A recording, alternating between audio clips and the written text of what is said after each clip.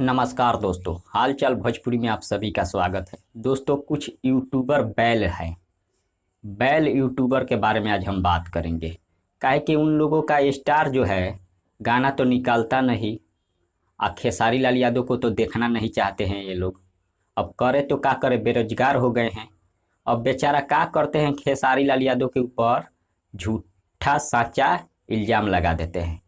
अभी जो खेसारी लाल यादव जी का गाना रिलीज किया गया है आदि शक्ति फिल्म से, जो सैड सॉन्ग है, उस गाने को भी बोल रहे हैं कि खेसारी लाल यादव जी चोरी किए हैं। मैं शाम तक खुलासा करूंगा। वीडियो में सबूत नहीं दिखा रहे हैं, बोल रहे हैं कि मैं शाम तक खुलासा करूंगा।